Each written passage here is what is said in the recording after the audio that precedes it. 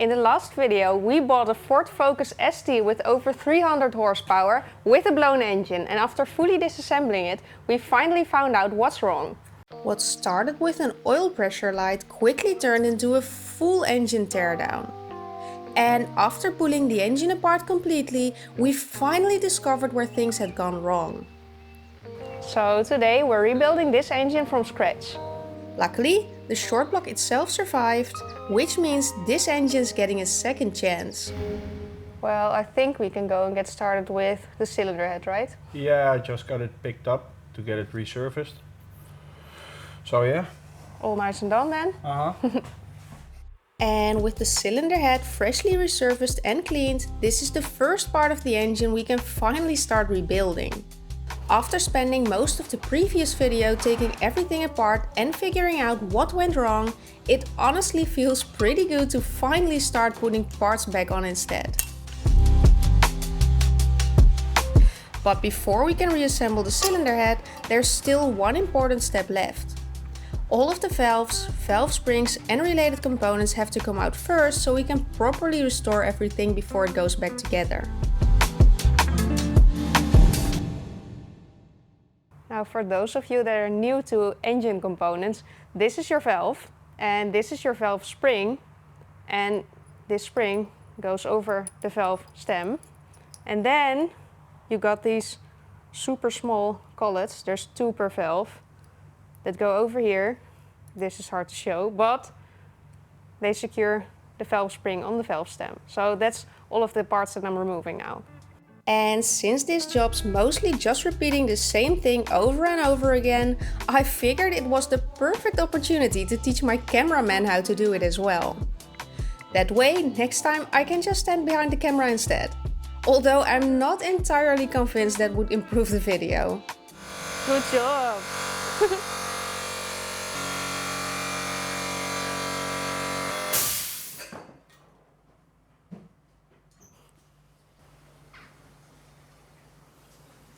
Good job. You're the best mechanic here. Boom. I'm the worst cameraman here. This one goes in here. Look at that. Yeah. Perfect. New job. And with all the cylinder head components removed, it is time for one of the most important steps of the entire cylinder head rebuild, and that's grinding in the valves. This process makes sure the valves seal properly against their seats again, helping the engine maintain compression once everything's back together.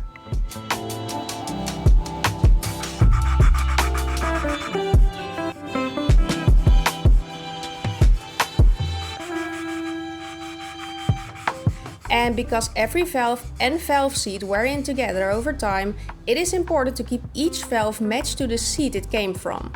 That's exactly why I put all of them through a marked piece of cardboard after removing them.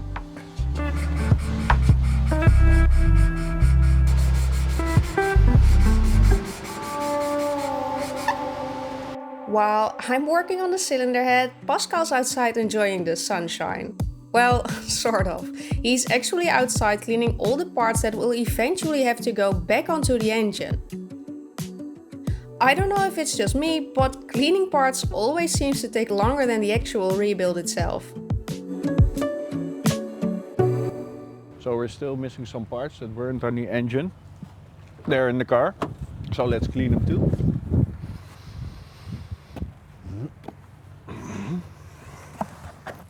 That's it.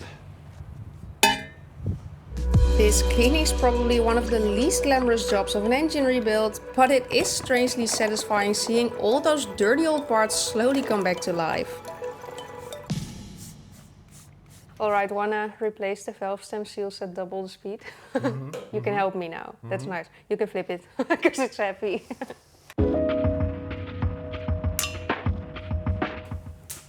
Rock hard.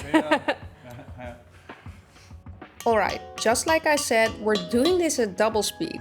While I'm removing the old valve stem seals, Pascal's already installing the new ones. Yeah, you can see through the holes if they're completely at the bottom. Can you see that too? You can see it's sitting at the bottom.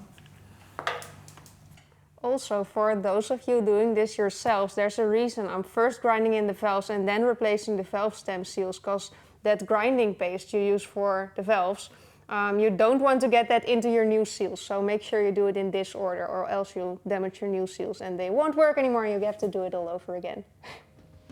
And since this engine has 20 valves, replacing the seals is a pretty repetitive job too. Which means there was only one logical thing left to do. Alright, so I'm going to try and remove a seal for this tool. It should be easy, but knowing myself, it's never easy. Yes. Yeah. Okay, Yes.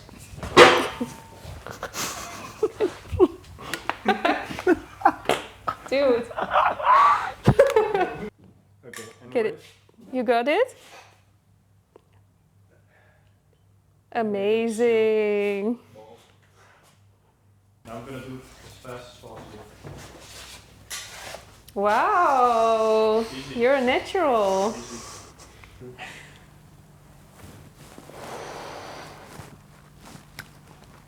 Also, if you listen closely, I hope you can hear it. You can even hear when the seals tapped all the way to the end. Listen.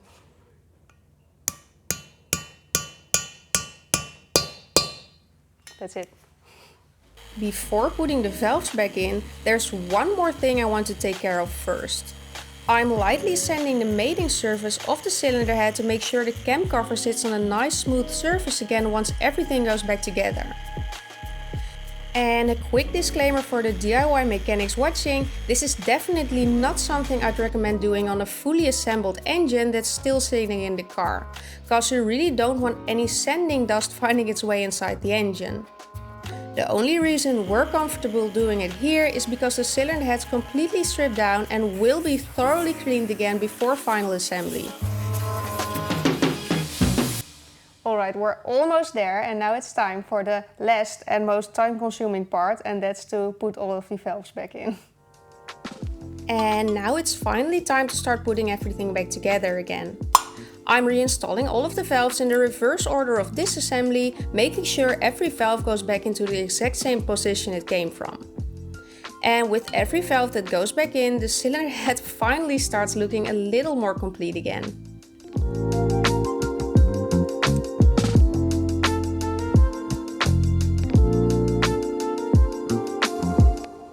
Cylinder head's all nice and done, if all of the valve clearances are correct, and I think they will be since this wasn't a very high mileage car, but I'm going to measure them anyway just to be sure. And honestly, this is always one of those moments that make me a little nervous. Because if the clearances turn out to be too tight, that's usually not a big deal to fix. But if they're too loose, we need different valve tappets to bring them back into specification. And on a 20 valve engine, buying a whole set of those can get pretty expensive pretty quickly.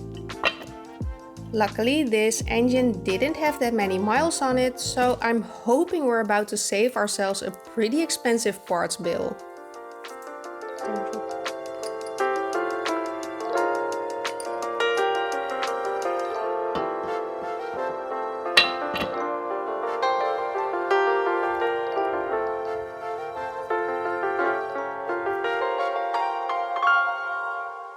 Well, I guess we're lucky again, because all of the valve clearances did seem to be correct. So that's really it for the cylinder head. Now let's move on to the bottom end of the engine. Well, this thing definitely looks dirty, so before we can go and rebuild it, I think we should clean it. Now, cleaning the outside of the short block probably isn't the most important part of rebuilding an engine, but after seeing how dirty this thing was when we first pulled it apart, it feels wrong not to. And besides, if we're spending all this time rebuilding the inside of the engine, we might as well make the outside look decent too. It's also one of those jobs that doesn't feel like you're making much progress while you're doing it, but once you compare the before and after, it suddenly feels like the engine's finally getting a second chance. And with the short block all nice and clean, we can almost get started with the rebuild.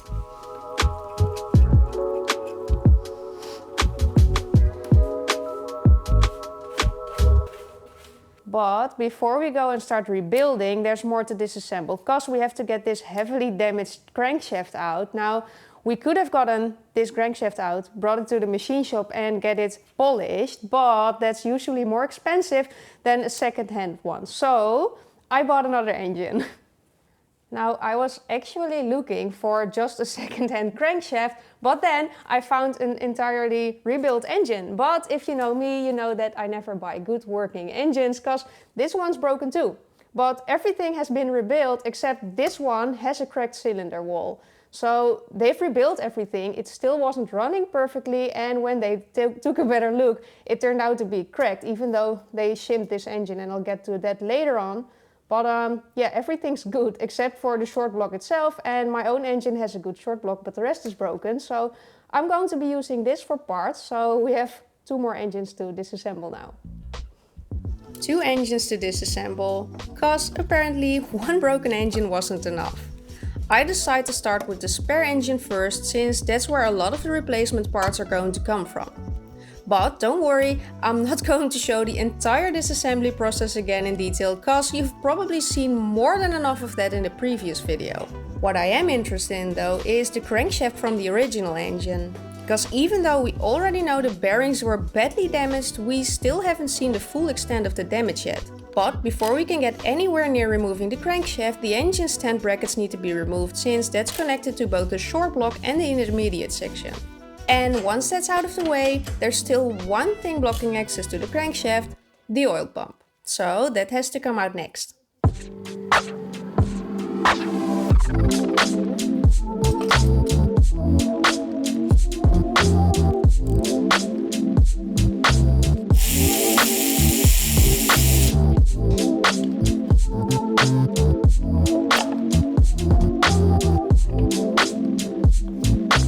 Now it's time for the last few bolts, which we already cracked loose earlier while the engine was still on the stand.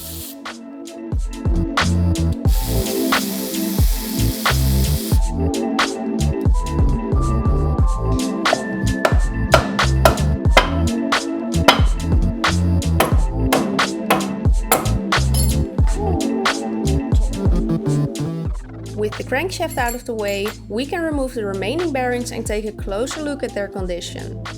And while the conrod bearings were clearly the main problem in this engine, it is obvious that some of the other bearings haven't had an easy life either. Luckily, we're replacing everything anyway, so after inspecting the damage, it's time to clean up the bearing surfaces and finally start moving towards the rebuild.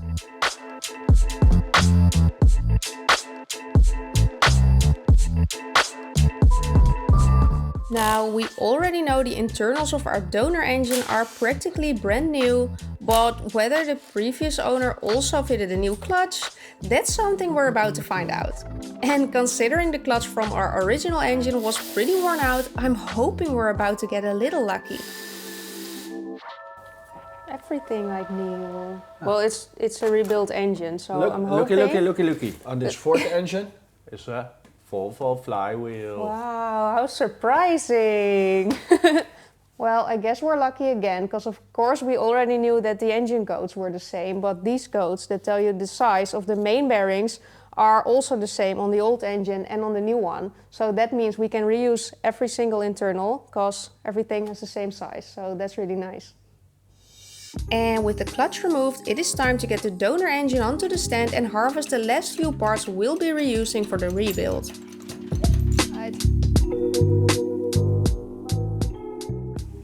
Oops. Great. Almost caught the oil.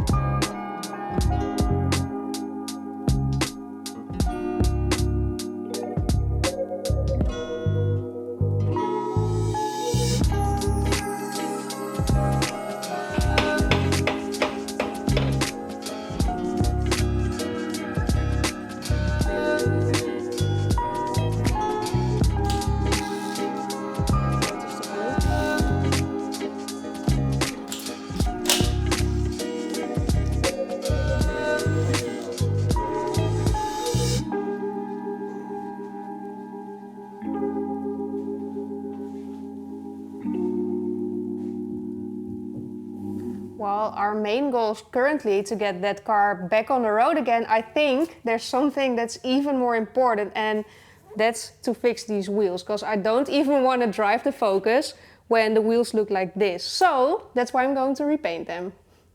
After a thorough degrease, I get started on one of my favorite jobs in the world, not sanding.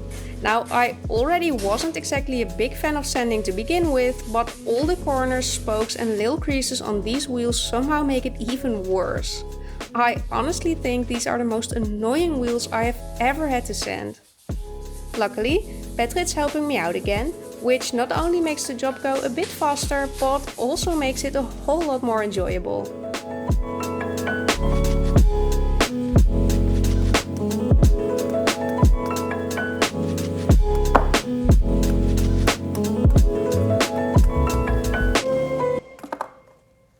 Well, it looks like these wheels used to be white and the previous owner just painted over these wheel weights, leaving these weird patches right here. But I did remove them because I'm going to change color again, and when I'm removing the tires, or the next owner's removing the tires, I don't want him to have these weird spots. So we're going to repaint the entire wheel. And now that everything's finally sanded, it is time for the last bit of preparation before paint. Which means degreasing everything one more time and masking off all the parts that don't need to be painted. Normally you just remove the tires from the wheels before painting them, but since it's Sunday and all the tire shops are closed, a pack of playing cards will have to do instead. And honestly, it works surprisingly well. And it also looks pretty cool. With everything masked off, I can finally start laying down the first coats of primer. And it takes quite a few layers before the old finish completely disappears underneath it. Even though primer isn't the final color, seeing these wheels in a uniform color again already makes a huge difference. For the first time, they're actually starting to look refurbished instead of just worn out.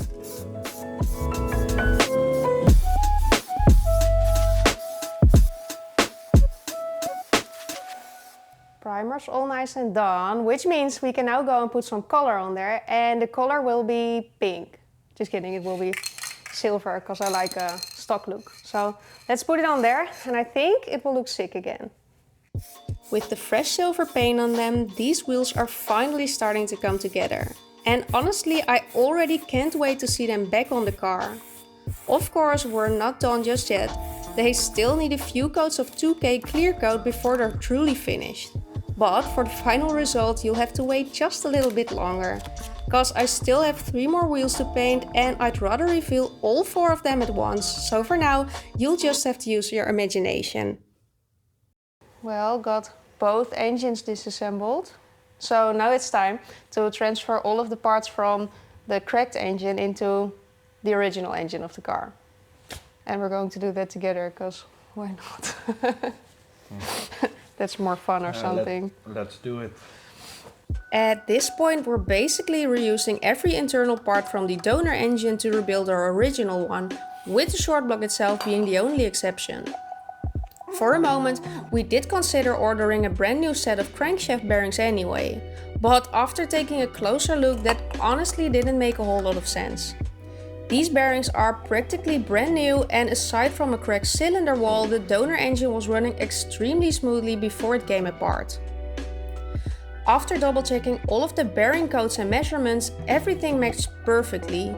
So rather than replacing parts that have barely seen any use, we decided to reuse them and continue the rebuild.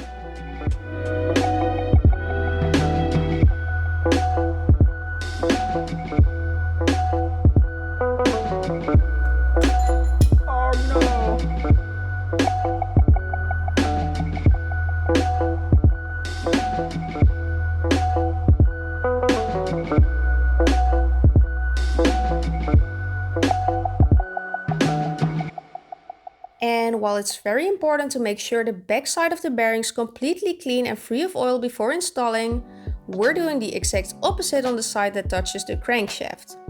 That surface gets coated in oil because the crankshaft will be rotating against it once the engine's running. The bearing itself should never move in the engine block, only the crankshaft should.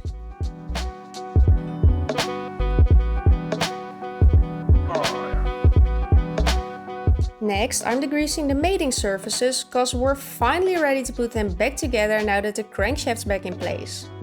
These two parts don't use a traditional gasket, instead they're sealed using liquid gasket, which some of you may have already seen in the previous Volvo engines I've worked on before. And honestly, that's not too surprising, because despite wearing a Ford badge on the outside, this engine's still very much a Volvo at heart.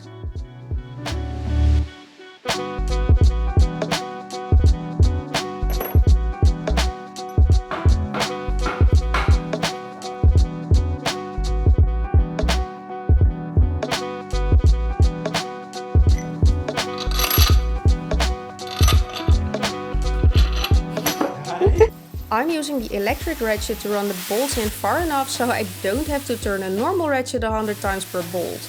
My wrists are already suffering enough during this rebuild as it is. But don't worry, everything still gets torqued down properly afterwards.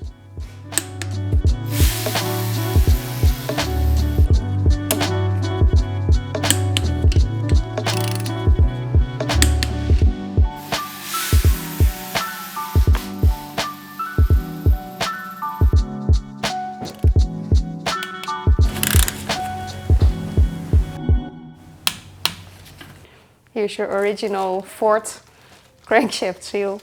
Yeah. Very Ford, Yeah. yes. Same color as Ford though. Yeah, looks like it. Nice. Wow. Do you like my Ford? See the difference? Real Ford. Here. Old one, new one. Nice. Yeah. It's funny because I made a post on Instagram about Oh, my this is new real. car, and everyone kept complaining that the engine was broken because it's Volvo, and everyone was hating on Volvo, and I was like, I love Volvos, but yeah, it's true. And while the internet may still be debating whether this is a Ford or a Volvo product, Pascal gets on with the important part and installs the new crankshaft seal.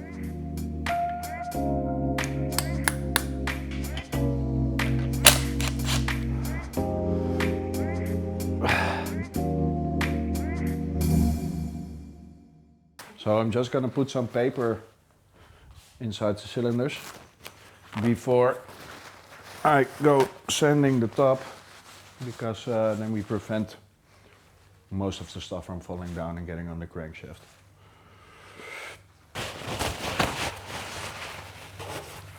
Wow. More.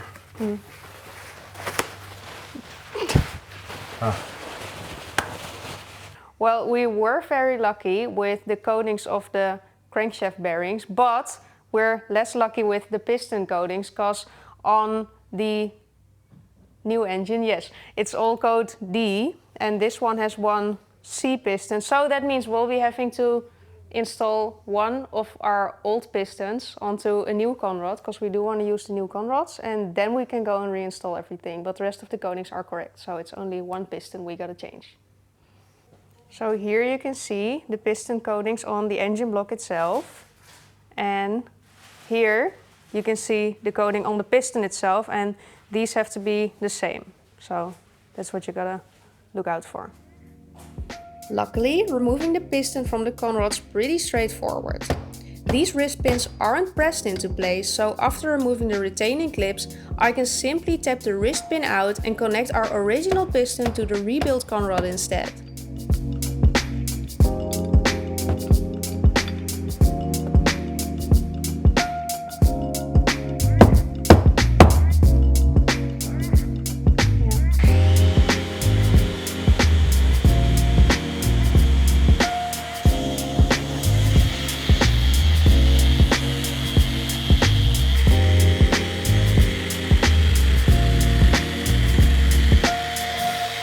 Okay, so as I mentioned earlier, these 2.5 liter engines are prone to crack in the cylinder walls, and that's caused by these little gaps between them.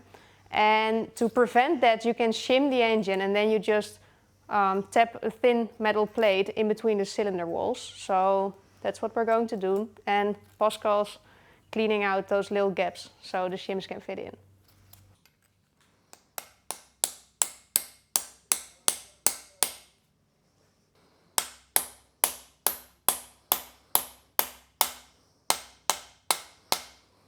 This is a special aluminum block where I tap them in with, because yeah, if you do it with steel, you're gonna damage the block, and that's not what you want to happen, of course.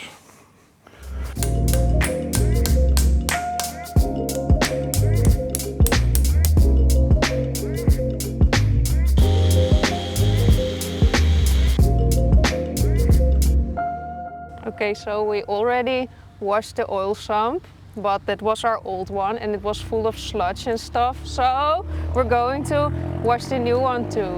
So that's fun, but we're going to do that at the car wash because that's easier at the car wash. So I'm taking my oil sump for a walk.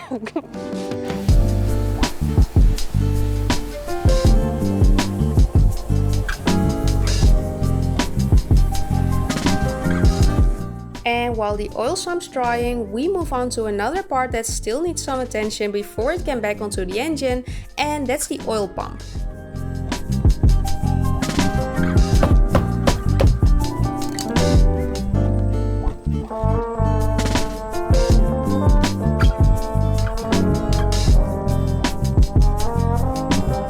After cleaning it up, we replace both the inner and outer seals before reinstalling it.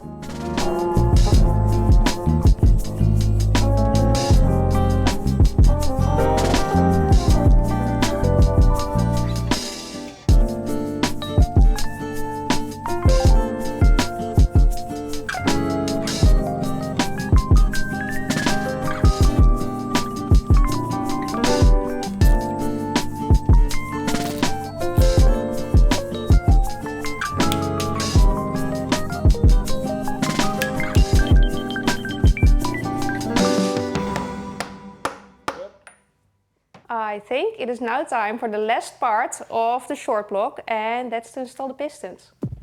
And so we turn the crankshaft to bring piston number 1 all the way down into the cylinder. But before the piston can go back in, we're making sure everything's properly lubricated with plenty of oil. Since we're planning on starting this engine within a few weeks, regular engine oil will do just fine. If you're building an engine that's going to sit for a longer period of time, assembly lube would be the better option.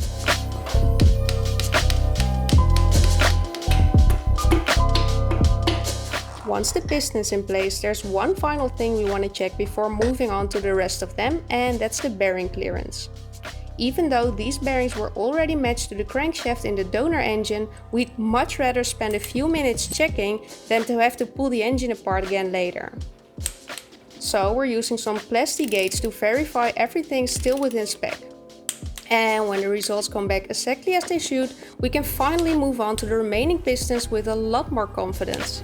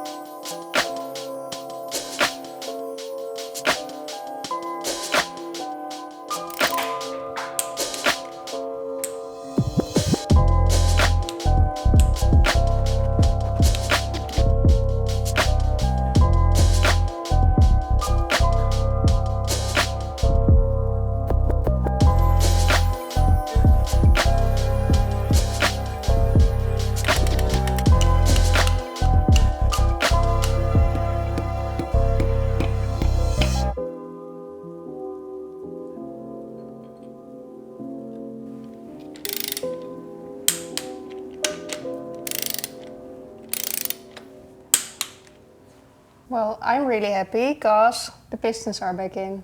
Always feels super satisfying. Yeah, finally can put the oil sump on.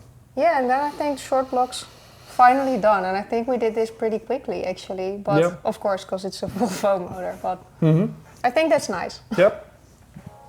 So on to the final step for today, and that's reinstalling the oil pump. But before we can bolt that back on, there's still a few smaller parts that need to go in first. And that's the pickup tube and the remaining seals that sit between the oil sump and the engine itself.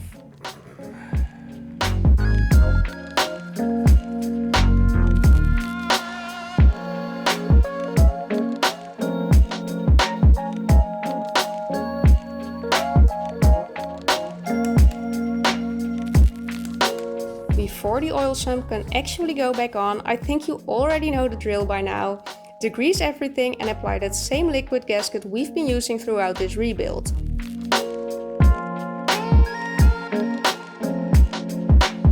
And with that out of the way, we can finally start closing this engine back up again.